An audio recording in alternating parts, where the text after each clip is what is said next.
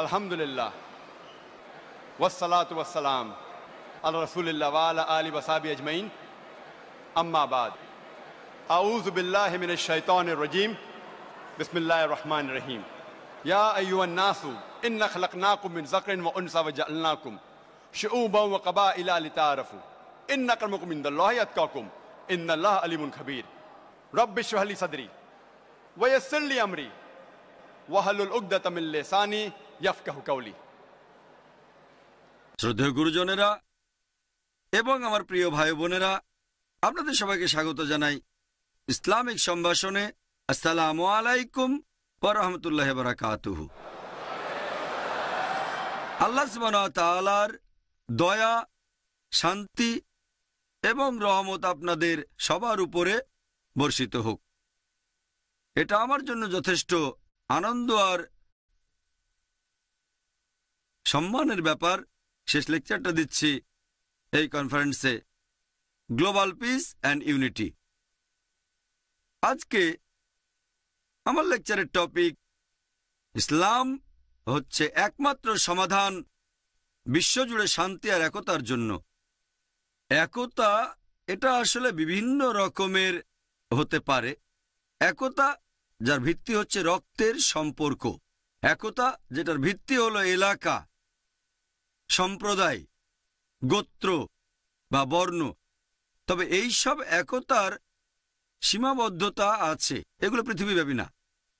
ইসলাম ধর্ম এটা মানে না যে মানব জাতি বিভিন্ন গোত্র আর স্তরে বিভক্ত। আমার লেকচারের শুরুতে পবিত্র কোরআনের একটা আয়াত বলেছি, সূরা হুজুরাত অধ্যায় নম্বর 49 আয়াত নম্বর 13। আল্লাহ পবিত্র কোরআনে বলেছেন, ইয়া আইয়ুহান নাসু ইন্না খালাকনাকুম মিন যাকরিন ওয়া উনসা ওয়া জাআলনাকুম শুউবান ওয়া ক্বাবাইলা লিতাআরাফু ইন্না আক্রামাকুম ইনদাল্লাহি আতকাকুম ইন্নাল্লাহা আলিমুন খাবীর। যার মানে, হে মানব জাতি, আমি তোমাদেরকে এক জোড়া পুরুষ ও নারী হতে সৃষ্টি করেছি, আর তোমাদের বিভক্ত করেছি আমি বিভিন্ন জাতীয় গোত্রে, যাতে একে অন্যকে চিনতে পারো। এজন্য নয় যে একে অন্যকে ঘৃণা করবে। এবং আল্লাহর কাছে সেই ব্যক্তির অধিক মর্যাদা রয়েছে যে ব্যক্তির রয়েছে তাকওয়া। আল্লাহ সুবহানাহু ওয়া তাআলার বিচার করার মানদণ্ডটা সেটা গায়ের রং না, সেটা বর্ণ না, সম্পদ না, লিঙ্গ না, সেটা হচ্ছে তাকওয়া। তার মানে আল্লাহকে মেনে চলা, ধার্মিকতা আর ন্যায়নিষ্ঠতা। আল্লাহ পবিত্র কোরআনে বলেছেন সূরা রুম অধ্যায় নম্বর 30 অনুচ্ছেদ 22, তাঁর নিদর্শনাবলীর মধ্যে রয়েছে আকাশমণ্ডলী ও পৃথিবীর সৃষ্টি, এবং তিনি তোমাদের ভাষা আর বর্ণের মধ্যে বৈচিত্র্য সৃষ্টি করে দিয়েছেন। এতে জ্ঞানীদের জন্য অবশ্যই বহু নিদর্শন রয়েছে। আল্লাহ মানুষকে বিভিন্ন বর্ণে সৃষ্টি করেছেন, বিভিন্ন ভাষা দিয়েছেন, যাতে করে একে অন্যকে চিনতে পারেন। আল্লাহ বলেছেন সূরা ইসরা অধ্যায় নম্বর 17 আয়াত 70, ওয়ালাকাদ কাররামনা বানি আদমা। আল্লাহ সব আদম সন্তানকে মর্যাদা দান করেছেন, পৃথিবীর যে অংশ থেকে আপনি আসেন না কেন, যে সম্প্রদায় থেকে আসেন না কেন। আল্লাহ সুবহানাহু ওয়া তাআলা সব আদম সন্তানকে মর্যাদা দিয়েছেন, পুরো মানব জাতিকে। আল্লাহ বলেছেন সূরা ফাতির অধ্যায় 35 আয়াত 24, ওয়া ইম মিন উম্মাতিন ইল্লা খালা ফিহা নাযীর। এমন কোন সম্প্রদায় নেই যাদের কাছে আমি সতর্ককারী পাঠাইনি। আল্লাহ কোরআনে বলেছেন সূরা রদ অধ্যায় 13 অনুচ্ছেদ 7, ওয়া লিকুল্লি কওমিন হাদ। প্রত্যেক সম্প্রদায়ের জন্য রয়েছে পথপ্রদর্শক। আল্লাহ তাআলা প্রত্যেক সম্প্রদায়ের জন্য নবী রাসূল পাঠিয়েছেন। আমাদের নবীজি মুহাম্মদ সাল্লাল্লাহু আলাইহি ওয়াসাল্লাম বলেছেন, এই সহিহ হাদিসটা আছে আহমদ ইবনে হাম্বলে খণ্ড নম্বর 5। আমাদের নবীজি বলেছেন, এ পর্যন্ত পৃথিবীতে 1,24,000 নবী রাসূল এসেছেন। তবে যেসব নবী রাসূল সর্বশেষ ও চূড়ান্ত নবী মুহাম্মদ সাল্লাল্লাহু আলাইহি সাল্লামের আগে এসেছেন, তারা এসেছেন শুধু তাদের সম্প্রদায়ের জন্য, তাদের উম্মার জন্য। আর যেহেতু নবীজি মুহাম্মদ সাল্লাল্লাহু আলাইহি সাল্লাম হলেন সর্বশেষ ও চূড়ান্ত নবী, তিনি শুধুমাত্র মুসলিম বা আরবদের জন্য আসেননি। আল্লাহ পবিত্র কোরআনে বলেছেন সূরা আম্বিয়া অধ্যায় নম্বর 21 আয়াত নম্বর 107, ওয়া মা আরসালনাকা ইল্লা রাহমাতাল লিল আলামিন। আমি তো তোমাকে প্রেরণ করেছি কেবল বিশ্বজগতের প্রতি রহমত হিসেবে, সকল সৃষ্টির প্রতি রহমত হিসেবে, পুরো মানবজাতির প্রতি রহমত হিসেবে। আল্লাহ বলেছেন সূরা সাবা অধ্যায় নম্বর 34 আয়াত নম্বর 28, ওয়া মা আরসালনাকা ইল্লা কাফাতাল লিন নাস বাশীরা ওয়া নাযীরা। আমি তো তোমাকে সমগ্র মানবজাতির প্রতি সুসংবাদদাতা ও সতর্ককারী রূপে পৃথিবীতে পাঠিয়েছি, কিন্তু অধিকাংশ মানুষই এখনো এটা জানে না। তাহলে নবীজি মুহাম্মদ সাল্লাল্লাহু আলাইহি সাল্লাম শুধুমাত্র মুসলিম বা আরবদের জন্য আসেননি, তিনি এসেছিলেন পুরো মানব জাতির জন্য। আল্লাহ কোরআনে বলেছেন সূরা রদ অধ্যায় 13 আয়াত 38, লিকুল্লি আজলিন কিতাব, প্রত্যেক যুগে আমি আসমানি কিতাব পাঠিয়েছি। পবিত্র কোরআনে মাত্র 4টার নাম উল্লেখ করা হয়েছে, তবে প্রত্যেক যুগেই আল্লাহ আসমানি কিতাব পাঠিয়েছেন। কিন্তু সর্বশেষ ও চূড়ান্ত আসমানি কিতাব কোরআনের আগে যেসব কিতাব এসেছিল সেগুলো ছিল নির্দিষ্ট গোত্রের জন্য, আর সেই কিতাবের নির্দেশ মানার কথা ছিল একটা নির্দিষ্ট সময় পর্যন্ত।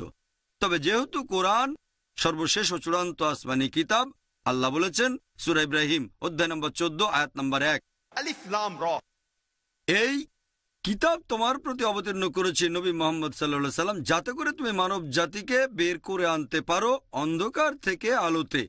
যেহেতু কোরআন আল্লাহ তাআলার সর্বশেষ ও চূড়ান্ত ওহী, এটা শুধুমাত্র মুসলিম বা আরবদের জন্য নাজিল করা হয়নি, নাজিল হয়েছে পুরো মানব জাতির জন্য।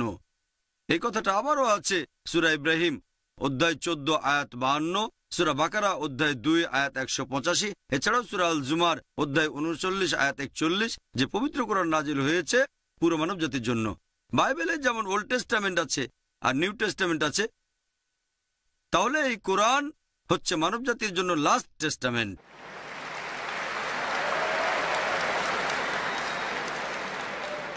এখানে বিশ্বাসের মূল ভিত্তি হচ্ছে কেবলমাত্র একজন সৃষ্টিকর্তাকে বিশ্বাস করা, রক্ষাকর্তা এই পুরো বিশ্ব জগতের, শুধু তারই ইবাদত করা উচিত। কেবলমাত্র একজন ঈশ্বরকে বিশ্বাস করা, যিনি এই বিশ্বজগৎ সৃষ্টি আর রক্ষা করছেন। এটাই হলো একমাত্র পয়েন্ট পুরো মানব জাতির একতাবদ্ধ হওয়ার জন্য। আর এটা আমাদের একতাবদ্ধ হওয়ার একটা পয়েন্ট যে আমাদের পূর্বপুরুষ এক এবং আমাদের সৃষ্টিকর্তা, আমাদের রক্ষাকর্তা, আমাদের পালনকর্তা কেবল একজন, শুধুমাত্র তারই ইবাদত করা উচিত। আপনারা যদি পড়েন পৃথিবীর প্রধান ধর্মগ্রন্থগুলো, সেখানেও এক ঈশ্বরের কথা বলা হয়েছে যে আমরা এক ঈশ্বরে বিশ্বাস করব। এটাই হচ্ছে মানবজাতির একতাবদ্ধ হওয়ার একমাত্র পথ বিশ্বে শান্তির জন্য। ধর্ম অক্সফোর্ড ডিকশনারি অনুযায়ী মানে কোনো অতিমানবীয় নিয়ন্ত্রণ শক্তিতে বিশ্বাস করা, ব্যক্তিগত ঈশ্বর বা অনেক ঈশ্বর যার উপাসনা করা আর অনুগত হওয়া উচিত। এক কথায় ধর্ম মানে ঈশ্বরে বিশ্বাস করা।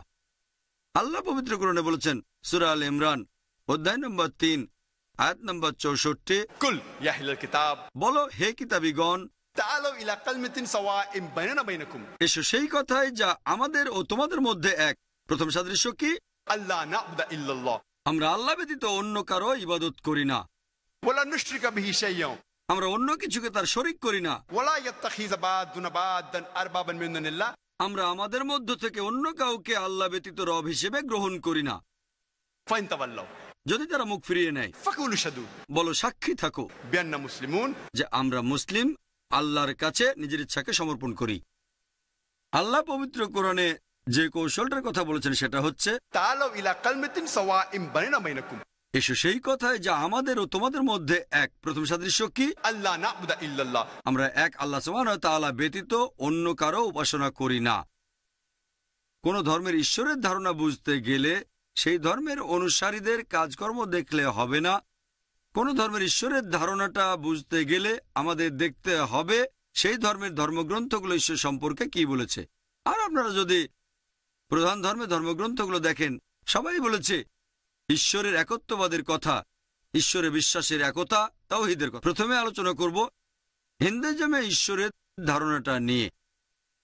যদি কোনো সাধারণ হিন্দুকে জিজ্ঞেস করেন সে কতজন ঈশ্বরে বিশ্বাস করে, কেউ বলবে 3 জন, কেউ বলবে 1000, আবার কেউ বলবে সে 33 কোটি দেবদেবীতে বিশ্বাস করে। তবে কোনো জ্ঞানী হিন্দুকে জিজ্ঞেস করেন যিনি হিন্দু ধর্মগ্রন্থগুলো সম্পর্কে জানেন, তিনি আপনাকে বলবেন হিন্দুদের উচিত শুধুমাত্র একজন ঈশ্বরের উপাসনা করা। সাধারণ হিন্দুরা একটা ফিলোসফিতে বিশ্বাস করে যার নাম প্যান্থাইজম। সাধারণ হিন্দুরা বলে যে সবকিছু ঈশ্বর, গাছ ঈশ্বর, সূর্য ঈশ্বর, চাঁদ ঈশ্বর, মানুষ ঈশ্বর, সাপও ঈশ্বর। আমরা মুসলিমরা যেটা বলি সবকিছু হচ্ছে ঈশ্বরের। ঈশ্বর তারপরে এর শব্দটা রয়েছে, সবকিছুর মালিক হচ্ছে ঈশ্বর। গাছের মালিক ঈশ্বর, সূর্যের মালিক ঈশ্বর, চাঁদের মালিক ঈশ্বর, মানুষের মালিক ঈশ্বর, সাপের মালিকও ঈশ্বর। তাহলে হিন্দু আর মুসলিমদের মধ্যে প্রধান পার্থক্য হচ্ছে সাধারণ হিন্দুরা বলে সবকিছু ঈশ্বর, আমরা মুসলিমরা বলি সবকিছু ঈশ্বরের। ঈশ্বর তারপরে এর শব্দটা রয়েছে। যদি আমরা এর শব্দটার সমাধান করতে পারি, হিন্দু আর মুসলিম আমরা একতাবদ্ধ হয়ে যাব।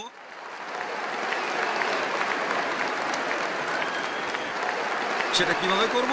আল্লাহ যেভাবে বলেছেন, এসো সেই কথাই যা আমাদের ও তোমাদের মধ্যে এক। প্রথম সাদৃশ্য কি? আল্লাহ না'বুদা ইল্লাল্লাহ, আমরা আল্লাহ ব্যতীত অন্য কারো ইবাদত করি না। আসলে এবারে দেখি হিন্দু ধর্মগ্রন্থগুলোতে সর্বশক্তিমান ঈশ্বর সম্পর্কে কি বলা হয়েছে। হিন্দুদের পবিত্র ধর্মগ্রন্থগুলোর মধ্যে রয়েছে ছান্দোগ্য উপনিষদ। এখানে বলা হয়েছে অধ্যায় নম্বর 6, অনুচ্ছেদ 2, পরিচ্ছেদ 1, একম এভিদিত্যম। এটা সংস্কৃত উদ্ধৃতি, যার মানে ঈশ্বর কেবলমাত্র একজন, দ্বিতীয় কেউ নেই। তারপরে বলা হয়েছে শ্বেতাক্ষেত্র উপনিষদে অধ্যায় নম্বর 6, অনুচ্ছেদ 9, নাচস্য কসিজ জনিতা না চদিপা। এ কথাটার মানে হচ্ছে সর্বশক্তিমান ঈশ্বর, তার কোনো প্রভু নেই, তার কোনো বাবা মা নেই, তার মা নেই, তার কোনো বাবা মা নেই। এর উল্লেখ আছে শ্বেতাক্ষেত্র উপনিষদে অধ্যায় নম্বর 4, অনুচ্ছেদ 19, না তস্য প্রতিমা অস্তি। ঈশ্বরের সমতুল্য আর কিছুই নেই, সর্বশক্তিমান ঈশ্বরের সমতুল্য কিছু নেই। হিন্দু ধর্মগ্রন্থগুলোর মধ্যে সবচেয়ে জনপ্রিয় আর সবচেয়ে বেশি পড়া ভগবদ্গীতা। ভগবদ্গীতায় বলা হয়েছে অধ্যায় নম্বর 7, অনুচ্ছেদ 20, জাগতিক আশা আকাঙ্ক্ষা যাদের সব বিচার বুদ্ধি কেড়ে নিয়েছে, তারা নকল ঈশ্বরের উপাসনা করে, তারা মূর্তি পূজা করে। ভগবদ্গীতায় উল্লেখ করা হয়েছে অধ্যায় নম্বর 10, অনুচ্ছেদ 3, তারা জানে যে আমি স্বয়ম্ভু, যে কখনো জন্মগ্রহণ করেনি, পুরো বিশ্বজগতের সর্বময় প্রভু। হিন্দু ধর্মগ্রন্থগুলোর মধ্যে সবচেয়ে পবিত্র হচ্ছে বেদ।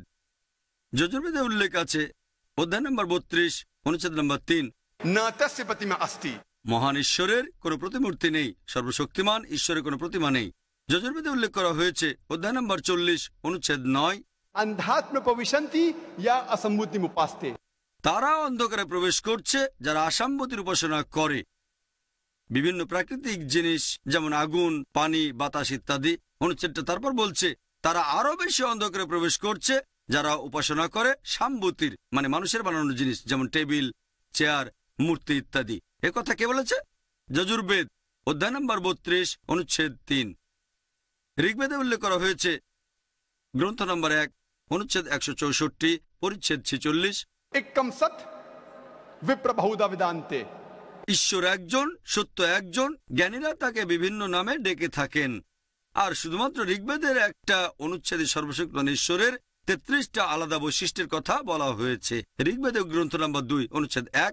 ঋগ্বেদ আরো বলছে গ্রন্থ নম্বর 8, অনুচ্ছেদ 1, পরিচ্ছেদ 1, মা চিদনিয়দি সংসদ।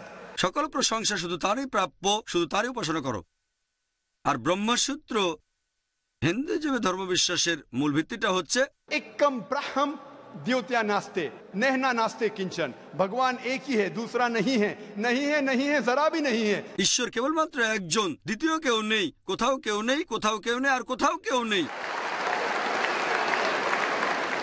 যদি হিন্দু ধর্মগ্রন্থগুলো পড়েন তাহলে হিন্দুইজমে ঈশ্বরের ধারণাটা বুঝতে পারবেন, যে সেখানে বলা হয়েছে বিশ্বাস করবে একজন ঈশ্বরকে, যার কোনো প্রতিমূর্তি নেই, যার কোনো মূর্তি নেই, শুধু তার উপাসনা করো। আসলে এবার ইহুদি ধর্মে ঈশ্বরের ধারণা নিয়ে আলোচনা করি। ওল্ড টেস্টামেন্টে উল্লেখ করা হয়েছে বুক অব ডিউটেরোনমি অধ্যায় নম্বর 6, অনুচ্ছেদ 4, মুসা আলাইহিস সালাম বলেছেন, शमा इज़राइलो अदनन हाइनो अदनाय खद। এটা হিব্রু ধৃতি, যার মানে শোনো ইসরায়েলবাসী, প্রভু আমাদের ঈশ্বর হলেন একজন। এটা আছে বুক অব আইজায়াতে অধ্যায় নম্বর 43, অনুচ্ছেদ 11, আমি তোমাদের প্রভু, অন্য আর কেউ নেই, আমি ব্যতীত অন্য কোনো রক্ষাকর্তা নেই। আছে বুক অব আইজায়া অধ্যায় 45, অনুচ্ছেদ 5, আমি ঈশ্বর, আর কেউ নেই, আমি ব্যতীত আর কোনো উপাস্য নেই। এরপর বুক অব আইজায়া অধ্যায় 46, অনুচ্ছেদ 9, আমি ঈশ্বর, আমার সমতুল্য কেউ নেই। এরপর বুক অব এক্সোডাস অধ্যায় নম্বর 20, অনুচ্ছেদ 3 থেকে 5, এছাড়াও বুক অব ডিউটেরোনমি অধ্যায় 5, অনুচ্ছেদ 7 থেকে 9 বলা হয়েছে সর্বশক্তিমান ঈশ্বর ওল্ড টেস্টামেন্টে বলছেন, আমাকে ছাড়া তোমরা আর কোনো দেবতার উপাসনা করবে না, তোমরা আমার এমন কোনো প্রতিমূর্তি তৈরি করবে না, মূর্তি তৈরি করবে না যার সাথে সাদৃশ্য আছে উপরে আকাশের কিছু, নিচে মাটি বা মাটির নিচের পানিতে কিছুর সাথে। তাদের সামনে নতজানু হবে না, তাদের সেবা করবে না, কারণ আমি তোমাদের প্রভু, তোমাদের ঈশ্বর খুবই ঈর্ষাপরায়ণ। তাহলে যদি ওল্ড টেস্টামেন্ট পড়েন, আপনারা ইহুদি ধর্মে ঈশ্বরের ধারণাটা বুঝতে পারবেন। তারাও এক ঈশ্বরে বিশ্বাস করে, শুধু তার উপাসনায় করা উচিত, তার কোনো প্রতিমূর্তি নেই। খ্রিস্টান ধর্মে ঈশ্বরের ধারণা সম্পর্কে আলোচনা করার আগে আমি কয়েকটা পয়েন্ট বলে নিই। ইসলাম হচ্ছে একমাত্র অখ্রিস্টান ধর্মবিশ্বাস যে ধর্মে যীশুখ্রিস্ট বা ঈসা আলাইহিস সালামকে আল্লাহর নবী বলে বিশ্বাস করা হয়। সেই মুসলিম আসলে মুসলিম না যদি সে ঈসা আলাইহিস সালামকে নবী বলে না মানে। আমরা মানি যে তিনি আল্লাহ সুবহানাহু ওয়া তাআলার প্রেরিত একজন নবী ও রাসূল, প্রেরিত পুরুষ। আমরা মানি যে তিনি হলেন মসিহ অর্থাৎ খ্রিস্ট। আমরা মানি যে তিনি অলৌকিকভাবে জন্মেছিলেন কোনো পুরুষের স্পর্শ ছাড়াই, যেটা এখনকার দিনের অনেক আধুনিক খ্রিস্টানই বিশ্বাস করে না। আমরা মানি যে তিনি আল্লাহর নির্দেশে মৃতকে জীবিত করেছেন। আমরা মানি যে তিনি আল্লাহর নির্দেশে কুষ্ঠরোগী আর জন্মান্ধদের সুস্থ করেছেন। মুসলিম আর খ্রিস্টানরা এখানে আমরা এক। প্রশ্ন করতে পারেন, তাহলে পার্থক্যটা কোথায়? আমাদের পার্থক্য হচ্ছে এরকম অনেক খ্রিস্টানই আছে যারা বলে যে যীশুখ্রিস্ট নিজেকে ঈশ্বর বলে দাবি করেছেন। তিনি বলেছেন যে আমি সর্বশক্তিমান ঈশ্বর। সত্যি বলতে আপনারা যদি বাইবেল পড়েন, গোটা বাইবেলে আপনারা স্পষ্ট করে বলা এমন একটা অনুচ্ছেদ খুঁজে পাবেন না যেখানে যীশুখ্রিস্ট বা ঈসা আলাইহিস সালাম নিজের মুখে বলেছেন যে আমি ঈশ্বর অথবা আমার উপাসনা করো। কথাটা আবারও বলছি, যদি আপনারা বাইবেল পড়েন সেখানে স্পষ্ট করে বলা একটা অনুচ্ছেদও পাবেন না যেখানে যীশুখ্রিস্ট তার নিজের মুখেই বলেছেন যে আমি ঈশ্বর অথবা আমার উপাসনা করো। আপনারা যদি বাইবেল পড়েন, যীশুখ্রিস্ট তার নিজের মুখেই বলেছেন। এটা আছে গসপেল অফ জন অধ্যায় নম্বর 14 অনুচ্ছেদ 28। যীশুখ্রিস্ট বা ঈসা আলাইহিস সালাম বলেছেন আমার পিতা আমার চেয়ে মহান। গসপেল অফ জন অধ্যায় 10 অনুচ্ছেদ 29 আমার পিতা সবার চেয়ে মহান। গসপেল অফ ম্যাথিউ অধ্যায় 12 অনুচ্ছেদ 28 আমি ঈশ্বরের আত্মার সাহায্যে শয়তানকে তাড়িয়ে দিই। গসপেল অফ লুক অধ্যায় 11 অনুচ্ছেদ 20 আমি ঈশ্বরের আঙুলের সাহায্যে শয়তানকে তাড়িয়ে দিই। গসপেল অফ জন অধ্যায় 5 অনুচ্ছেদ 30 আমি নিজের থেকে কিছুই করতে পারি না।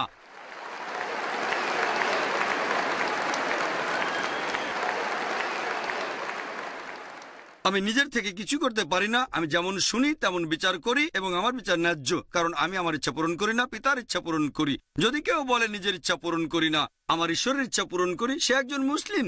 যীশুখ্রিস্ট ছিলেন একজন মুসলিম। এটা আছে বুক অব অ্যাক্টসে অধ্যায় নম্বর 2 অনুচ্ছেদ নম্বর 22 হে ইসরায়েলবাসী, একথা শোনো, নাজারেত শহরের যিশু তোমাদের মধ্য থেকে ঈশ্বরের মনোনীত মানুষ, যাকে দিয়ে ঈশ্বর অলৌকিক কাজ করিয়েছেন আর তোমরা তার সাক্ষী।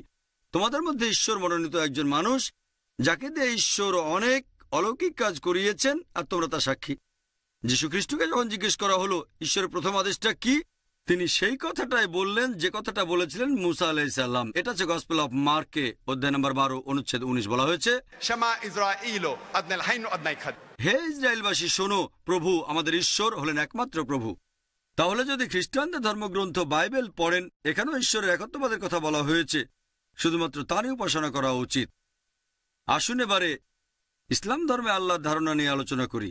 আল্লাহ সুবহানাহু ওয়া তাআলার ধারণা সম্পর্কে সবচেয়ে সেরা উত্তর যেটা হতে পারে সেটা হচ্ছে সূরা ইখলাস অধ্যায় নম্বর 112 অনুচ্ছেদ 1 থেকে 4 বলা হয়েছে কুল হুয়াল্লাহু আহাদ, বলো তিনি আল্লাহ এক অদ্বিতীয়। আল্লাহুস সামাদ, আল্লাহ তিনি সার্বভৌম চিরস্থায়ী। লাম ইয়ালিদ ওয়া লাম ইউলাদ, তিনি জন্ম নেননি, কাউকে জন্ম দেননি। ওয়া লাম ইয়াকুল লাহু কুফুয়ান আহাদ, তার সমতুল্য কিছুই নেই। এই হলো 4 লাইনের সংজ্ঞা। যদি কোনো লোক বলে যে অমুক জিনিস বা অমুক লোক ঈশ্বর, যদি সেই জিনিস বা সেই লোক 4টা শর্ত পূরণ করতে পারে, আমরা মুসলিমরা কোনো আপত্তি ছাড়াই তাকে ঈশ্বর বলে মেনে নেব। প্রথমটা হচ্ছে কুল হুয়াল্লাহু আহাদ, দ্বিতীয়টা আল্লাহুস সামাদ, বলো তিনি আল্লাহ এক অদ্বিতীয়, তিনি সার্বভৌম চিরস্থায়ী। লাম ইয়ালিদ ওয়া লাম ইউলাদ, কখনো জন্ম নেননি, কাউকে জন্ম দেননি, ওয়া লাম ইয়াকুল লাহু কুফুয়ান আহাদ, তার সমতুল্য কিছুই নেই। এই সূরা ইখলাস হচ্ছে ঈশ্বর তত্ত্বের কোষ্ঠী পাথর। আপনি যে ঈশ্বরের উপাসনা করেন তাকে সূরা ইখলাস দিয়ে পরীক্ষা করেন। যদি সেই পরীক্ষায় পাশ করে, আমাদের তাকে সর্বশক্তিমান ঈশ্বর আল্লাহ সুবহানাহু ওয়া তাআলা বলে মেনে নিতে কোনো আপত্তি থাকবে না। আল্লাহ পবিত্র কোরআনে বলেছেন সূরা ইসরা অধ্যায় 17 আয়াত 110, قل ادعوا الله أو ادعوا الرحمن أيما تدعوا فله الأسماء الحسنى। তোমরা তাকে আল্লাহ নামে ডাকো অথবা রহমান, তোমরা তাকে যে নামেই ডাকো, সকল সুন্দর নামসমূহ তো তারই। এই একজন ঈশ্বরে বিশ্বাস, যিনি সৃষ্টি আর রক্ষা করছেন পুরো বিশ্বজগৎ, পুরো মানুষ জাতি, এটাই হতে পারে একমাত্র কারণ একতাবদ্ধ হওয়ার। বিশ্বজুড়ে একতার জন্য এটা একমাত্র সমাধান। ইসলাম শুধু মুখে একতার কথা বলছে না, তাদের হাতে কলমে দেখিয়েও দেয়।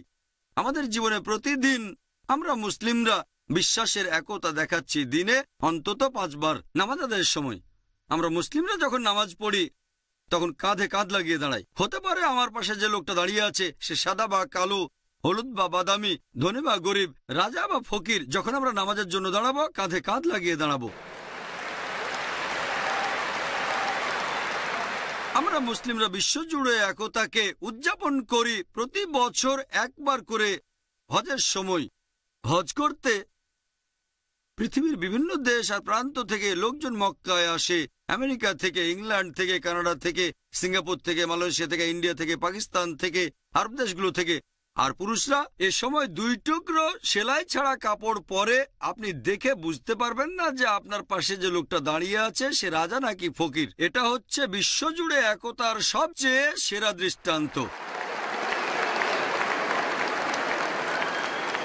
আমাদের নবী মুহাম্মদ সাল্লাল্লাহু আলাইহি ওয়াসাল্লাম বলেছেন, কোনো আরব একজন অনারবের চেয়ে শ্রেষ্ঠ না, আবার কোনো অনারব একজন আরবের চেয়ে শ্রেষ্ঠ না। কোন শ্বেতাঙ্গ একজন কৃষ্ণাঙ্গের চেয়ে শ্রেষ্ঠ না, আবার কোন কৃষ্ণাঙ্গ শ্বেতাঙ্গের চেয়ে শ্রেষ্ঠ না। শ্রেষ্ঠ হবে গুণ দিয়ে, শ্রেষ্ঠ হবে তাকওয়া দিয়ে। তার মানে আল্লাহকে মেনে চলা, ধার্মিকতা আর ন্যায়নিষ্ঠতা। তাহলে বিশ্বজুড়ে একতার একমাত্র সমাধান বিশ্বাস করা এবং উপাসনা করা মাত্র এক আল্লাহ, এক রক্ষাকর্তাকে। যদি আপনারা বাইবেল পড়েন সেখানে স্পষ্ট করে বলা একটা অনুচ্ছেদও পাবেন না যেখানে যীশুখ্রিস্ট তার নিজের মুখেই বলেছেন যে আমি ঈশ্বর অথবা আমার উপাসনা করো। আপনারা যদি বাইবেল পড়েন যীশুখ্রিস্ট তার নিজের মুখেই বলেছেন। এটা আছে গসপেল অফ জন অধ্যায় নম্বর 14 অনুচ্ছেদ 28। যীশুখ্রিস্ট সাল্লাল্লাহু আলাইহি সাল্লাম বলেছেন আমার পিতা আমার চেয়ে মহান। গসপেল অফ জন অধ্যায় 10 অনুচ্ছেদ 29 আমার পিতা সবার চেয়ে মহান। গসপেল অফ ম্যাথিউ অধ্যায় 12 অনুচ্ছেদ 28 আমি ঈশ্বরের আত্মার সাহায্যে শয়তানকে তাড়িয়ে দিই। গসপেল অফ লুক অধ্যায় 11 অনুচ্ছেদ 20 আমি ঈশ্বরের আঙুলের সাহায্যে শয়তানকে তাড়িয়ে দিই। গসপেল অফ জন অধ্যায় 5 অনুচ্ছেদ 30 আমি নিজের থেকে কিছুই করতে পারি না।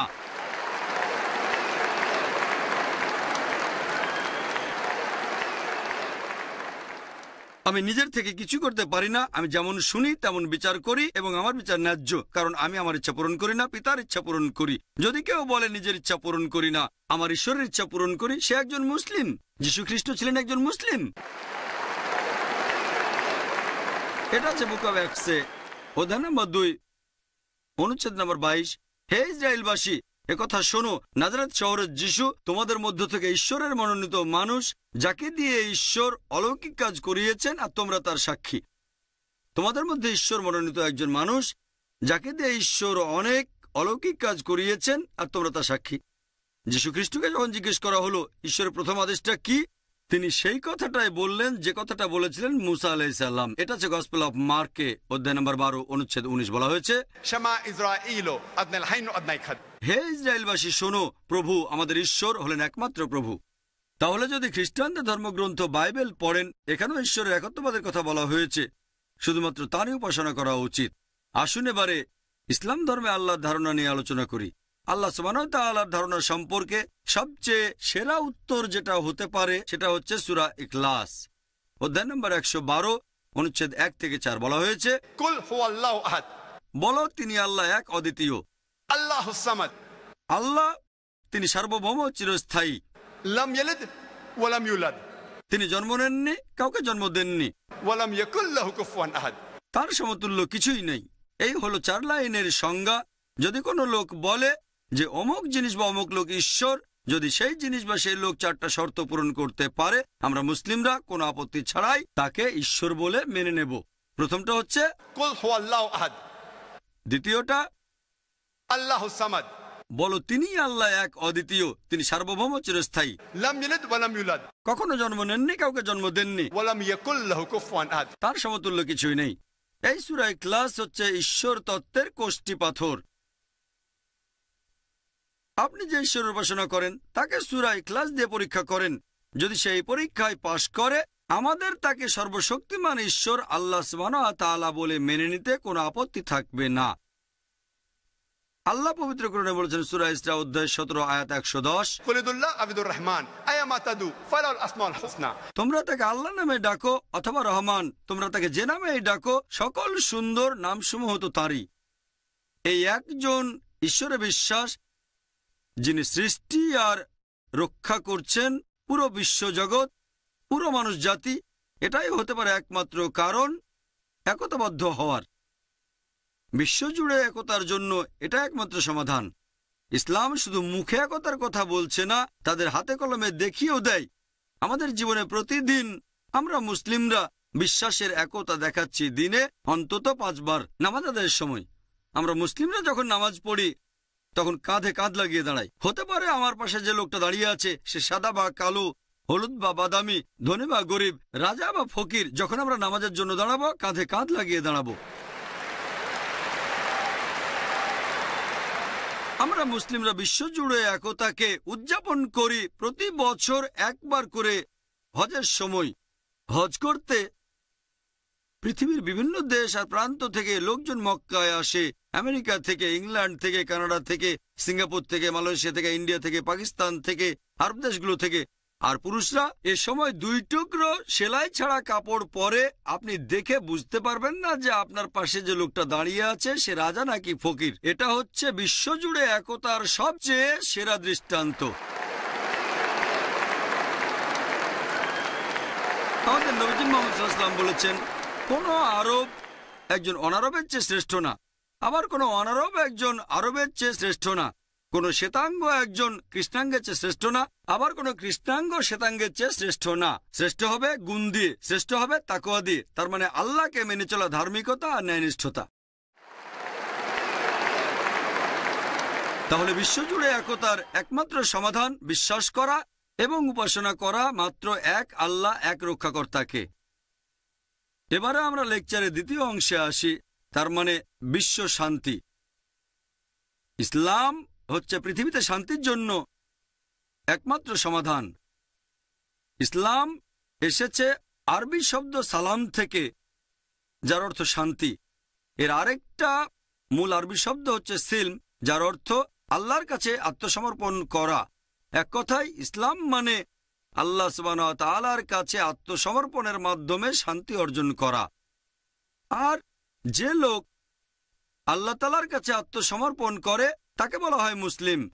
তাহলে মুসলিম শব্দের অর্থ যে মানুষ আল্লাহ সুবহানাহু ওয়া তাআলার কাছে আত্মসমর্পণের মাধ্যমে শান্তি অর্জন করেছে। আর পবিত্র কোরআনে এই ইসলাম শব্দটা সব মিলিয়ে 80 বার বলা হয়েছে। আর সালাম অথবা মুসলিম শব্দটা পবিত্র কোরআনে বলা হয়েছে সব মিলিয়ে 45 বার। এই কারণেই মুসলিমরা অভিবাদন জানানোর সময় বলে, আসসালামু আলাইকুম, আপনার উপর শান্তি বর্ষিত হোক। আর এইভাবে আল্লাহর সকল নবী রাসূল অভিবাদন জানিয়েছেন, যীশুখ্রিস্ট অভিবাদন জানিয়েছেন। যদি আপনারা বাইবেল পড়েন, যখন যীশুখ্রিস্ট শিষ্যদের কাছে উপরের ঘরে গেলেন, গসপেল অব লুক অধ্যায় নম্বর 24 অনুচ্ছেদ 36, যীশু বলেছেন সালাম আলাইকুম হিব্রুতে, আরবিতে আসসালামু আলাইকুম, বাংলায় আপনার উপর শান্তি বর্ষিত হোক। এটাই হচ্ছে সবচেয়ে সেরা শান্তির অভিবাদন, আসসালামু আলাইকুম, আপনার উপর শান্তি বর্ষিত হোক।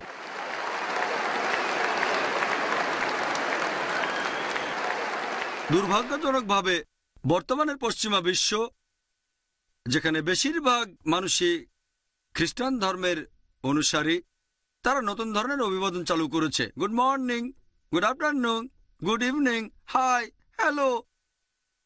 তারা যীশুখ্রিস্টের বলা অভিবাদনটা ব্যবহার করে না, আপনাদের উপরে শান্তি বর্ষিত হোক।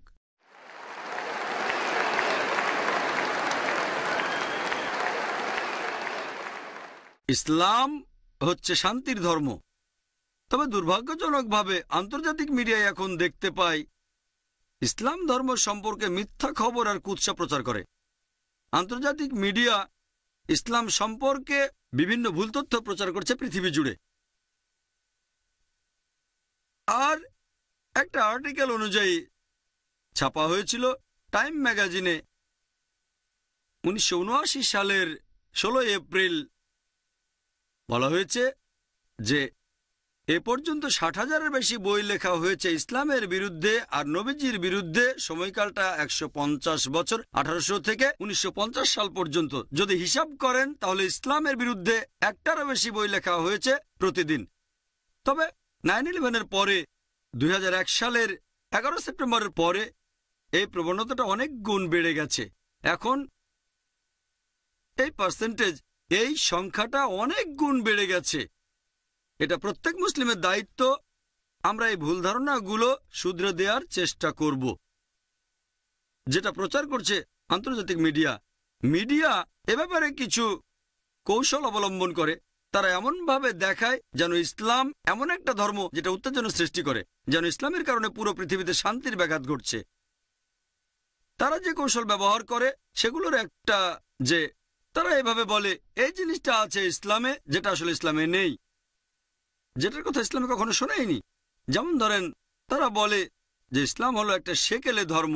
ইসলাম এমন একটা ধর্ম যেটা যুক্তি আর বিজ্ঞান মানে না।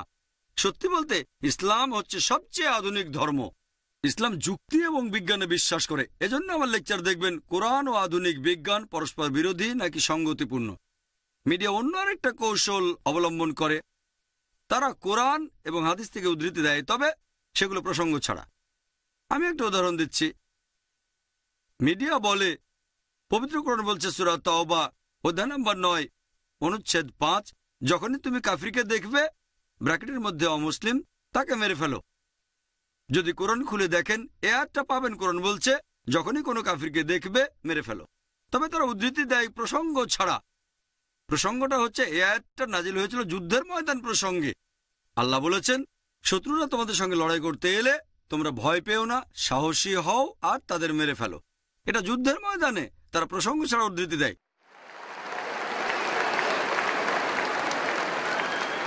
এখনকার দিনে কোনো আর্মি জেনারেল তার সৈন্যদের মনোবল বাড়ানোর জন্য এরকম কথা অবশ্যই বলতে পারে, শত্রু দেখলে ভয় পেও না, তাদের মেরে ফেলো। সেজন্য অবশ্যই বলবে না চুপ করে থাকো। আর অনেক সময় সূরা তাওবার 5 নম্বর আয়াতের উদ্ধৃতি দেওয়ার পরে তারা সরাসরি 7 নম্বরে চলে যায়। কেন? কারণ 6 নম্বর এটার উত্তর আছে। 6 নম্বর আয়াত বলছে যদি তোমার শত্রু শান্তি চায়, যদি শান্তি চায় তাহলে শুধু ছেড়েই দিও না, তাকে নিরাপদ কোনো স্থানে পৌঁছে দাও। চিন্তা করেন,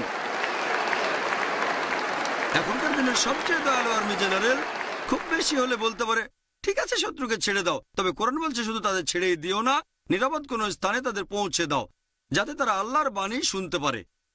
এরকম আরো উদাহরণ আছে। সূরা আনফাল অধ্যায় 8 আয়াত 60, এখানেও শত্রুদের মারার কথা বলা হয়েছে, কিন্তু তারপরে আয়াতটাই পবিত্র কোরআনের বেশিরভাগ সময়ে যেখানে শত্রুকে মেরে ফেলার কথা বলা হয়েছে ঠিক তার পরে আয়াতটাই শান্তির কথা বলা হয়েছে। যেমন এখানে সূরা আনফাল অধ্যায় 8 আয়াত 61, শান্তি আরো ভালো, যদি শত্রু শান্তি চায় তাহলে সেটাই করো। পবিত্র কোরআন এই কথাই বলছে। তাহলে কোরআন আর ইসলাম হচ্ছে শান্তির জন্য, তারা প্রসঙ্গ ছাড়া উদ্ধৃতি দেয়। মিডিয়ার তৃতীয় কৌশল হচ্ছে যে তারা কুলাঙ্গার কিছু মানুষকে এমনভাবে দেখায় যেন তারাই মুসলিমদের দৃষ্টান্ত। আপনাদের একটা প্রশ্ন করি, ধরেন একটা নতুন মার্সিডিজ গাড়ি দেখেছেন 500 SCL, আর যে লোক গাড়ি চালাতে জানে না সেরকম লোককে স্টিয়ারিং ধরে বসালেন, গাড়িটা অ্যাক্সিডেন্ট করলো। আপনি কাকে দোষ দেবেন? গাড়িকে দোষ দেবেন নাকি ড্রাইভারকে দোষ দেবেন? কাকে দোষ দেবেন, গাড়িকে না ড্রাইভারকে? দোষ দেবেন ড্রাইভারকে। যদি জানতে চান গাড়িটা কত ভালো তাহলে গাড়ির খুঁটিনাটি দেখেন, গাড়িটার স্পিড কত, নিরাপত্তার ব্যবস্থা কি, পিক আপ কেমন, গাড়িতে কতগুলো গিয়ার আছে ইত্যাদি। আর যদি গাড়িটা চালিয়ে পরীক্ষা করতে চান তাহলে স্টিয়ারিং হুইলে এক্সপার্ট ড্রাইভারকে বসান। যদি ইসলাম ধর্মকে বিচার করতে চান তাহলে মুসলিমদের দৃষ্টান্ত দেখেন সর্বশেষ ও চূড়ান্ত নবী মুহাম্মদ সাল্লাল্লাহু আলাইহি সাল্লামকে। মিডিয়ার আরেকটা কৌশল হচ্ছে যে ইসলাম নাকি মানব জাতির জন্য সমস্যা। সত্যি বলতে ইসলাম হচ্ছে মানব জাতির সমস্যাগুলোর সমাধান। মিডিয়া বলে মুসলিমরা হচ্ছে মৌলবাদী। এই মৌলবাদী শব্দের অর্থ কি? মৌলবাদী মানে যে লোক কোনো একটা বিষয়ের মূলনীতিগুলো মেনে চলে। যদি কেউ ভালো ডাক্তার হতে চায় তাহলে তাকে মেডিসিনের মূলনীতিগুলো জানতে এবং মানতে হবে। যদি মেডিসিনের ক্ষেত্রে মৌলবাদী না হয় সে ভালো ডাক্তার হতে পারবে না। যদি কেউ ভালো বিজ্ঞানী হতে চায় তাহলে তাকে বিজ্ঞানের মূলনীতিগুলো জানতে আর মানতে হবে। যদি বিজ্ঞানের ক্ষেত্রে মৌলবাদী না হয় সে ভালো বিজ্ঞানী হতে পারবে না। প্রথমে আমাদের দেখতে হবে সে লোকটা কোন বিষয়ে মৌলবাদী। যদি আমার কথা বলতে হয়, আমি মৌলবাদী মুসলিম হিসেবে গর্ববোধ করি।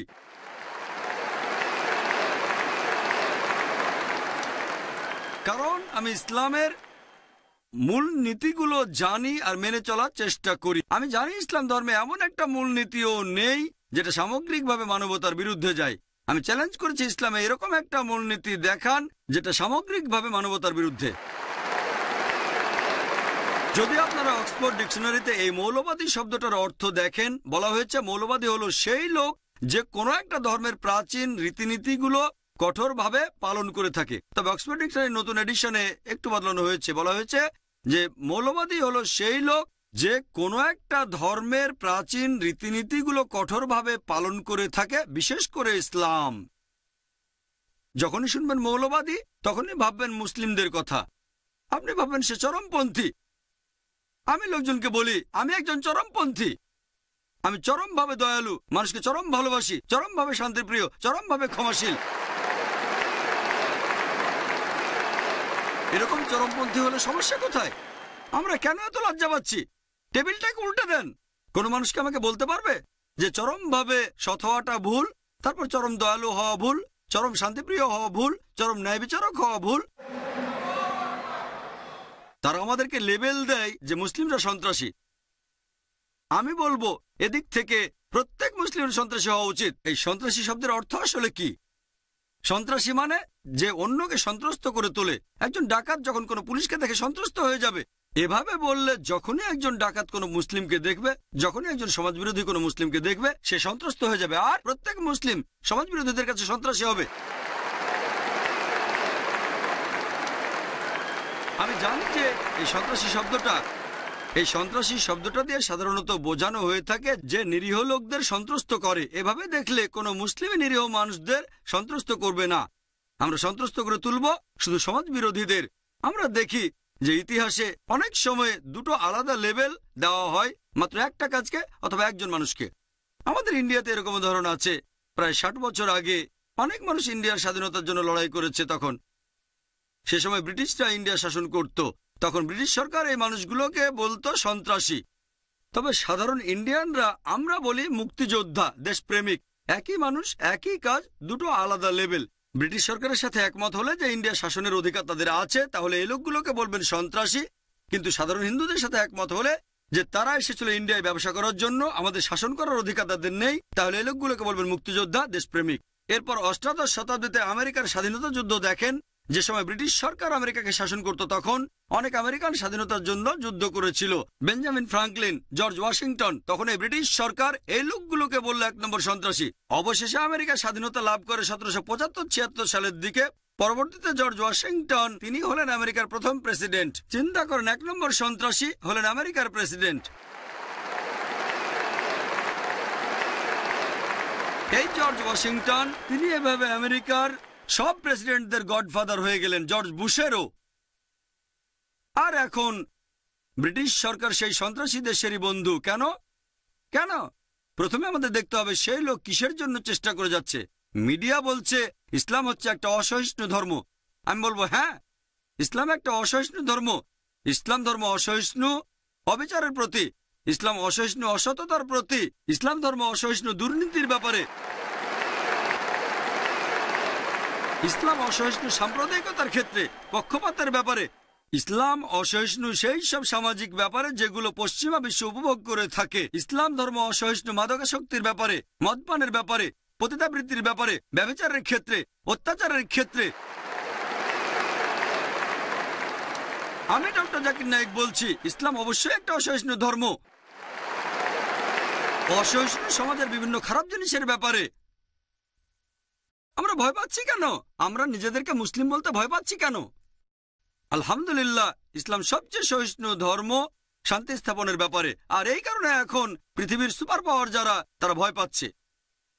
পলিটিশিয়ানদের কথা বলছি, তারা ইসলামকে ভয় পাচ্ছে, কারণ এটা একমাত্র ধর্ম যেটা পৃথিবীতে শান্তি আনতে পারে।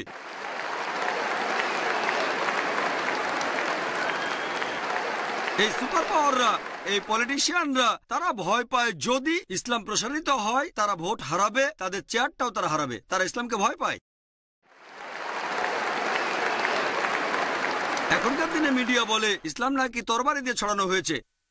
ডিলেসি ওলেরি তার বইতে লিখেছেন, একজন বিখ্যাত ঐতিহাসিক, তিনি বলেছেন যে ইতিহাসে এটা পরিষ্কার যে উগ্রপন্থী মুসলিমরা পৃথিবীতে ঘুরে বেড়াচ্ছে আর তরবারি দিয়ে ইসলাম প্রচার করছে। এটা সবচেয়ে বড় আজগুবি একটা গল্প, যেটা ঐতিহাসিকরা বারবার বলেছে। প্লেন ট্রুথ ম্যাগাজিনে একটা জরিপ করা হয়েছিল 1986 সালে। 50 বছরে বিভিন্ন ধর্মের অনুসারী কি পরিমাণ বেড়েছে 1934 সাল থেকে 84 সাল পর্যন্ত। সেখানে যেটা 1 নম্বর ধর্ম সেটা ইসলাম, 235%।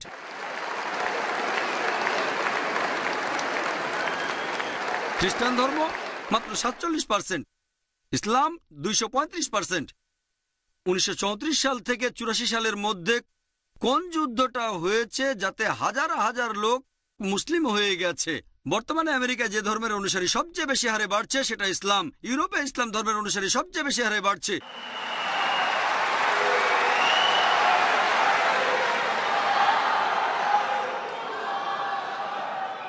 মিডিয়া বলছে ইসলাম মেয়েদের ছোট করে রেখেছে। যদি ইসলাম মেয়েদের ছোট করে, এখন যেসব অমুসলিম ইসলাম ধর্ম গ্রহণ করছে, আমেরিকান আর ইউরোপিয়ানরা, তাদের 2/3 হচ্ছে মহিলা। এইসব আমেরিকান মহিলা, এইসব ইউরোপিয়ান মহিলা কেন ইসলাম ধর্ম গ্রহণ করছে যদি ইসলাম নারীদের ছোট করে? এর কারণটা হলো যে এই আমেরিকান মহিলারা, ইউরোপিয়ান মহিলারা তাদের জীবনের বিভিন্ন সমস্যার সমাধান পেয়ে গেছে এই ইসলাম ধর্মে। 11 সেপ্টেম্বরের পর মাত্র 10 মাস সময়ের মধ্যে আমেরিকায় 34,000 আমেরিকান ইসলাম গ্রহণ করেছে। মাত্র 9 মাসের মধ্যে ইউরোপে 22,000 ইউরোপিয়ান ইসলাম গ্রহণ করেছে। আল্লাহ বলেছেন সূরা আল ইমরান অধ্যায় 3 আয়াত 54, তারা চক্রান্ত করেছিল, আল্লাহ কৌশল করেছিলেন, নিশ্চয়ই আল্লাহ কৌশলীদের শ্রেষ্ঠ।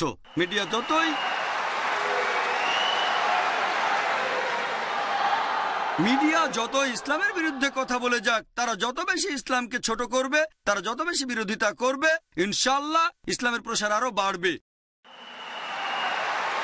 আল্লাহ পবিত্র কোরআনে প্রতিশ্রুতি দিয়েছেন আমাদের সব মিলিয়ে 3 জায়গায়। সূরা তাওবা অধ্যায় 9 আয়াত 33, সূরা ফাতা অধ্যায় 48 আয়াত 28 এবং সূরা সাফ অধ্যায় 61 আয়াত 9। হুয়াল্লাযী আরসালা রাসূলাহু বিল-হুদা ওয়াদ-দীনিল হক লিইয়ুযহিরাহু আলা-দ্দীনি কুল্লিহি ওয়ালাউ কারিহাল মুশরিকুন। আল্লাহ তার রাসূলকে পাঠিয়েছেন পথ নির্দেশ এবং সত্যের দিন সহ, যাতে করে এটা জয়ী হয় সব ধর্মের উপরে, অন্য সব ইজমের উপরে, হোক সেটা Christianism, Judaism, Hinduism, Buddhism, atheism, modernism, socialism. ইসলাম ধর্ম এদের সবার উপরে জয়ী হবেই, সবার উপরে থাকবে, কুল্লে সবার সাথে জয়ী হবে। আমার লেকচার শেষ করার আগে ডক্টর অ্যাডাম পিয়ারসনের একটা উদ্ধৃতি দিচ্ছি। তিনি বলেছেন, মানুষজন ভয় পায় যে একদিন পারমাণবিক বোমা আরবদের হাতে চলে যাবে। তারা এটা বুঝতে পারে না যে ইসলামের বোমা, এই শান্তির ধর্মের বোমা অনেকদিন আগেই পড়ে গেছে। এটা পড়েছে যেদিন নবীজি মুহাম্মদ সাল্লাল্লাহু আলাইহি ওয়াসাল্লাম জন্মগ্রহণ করেছেন। ওয়া আখিরু দাওয়ানা আলহামদুলিল্লাহি রাব্বিল আলামিন।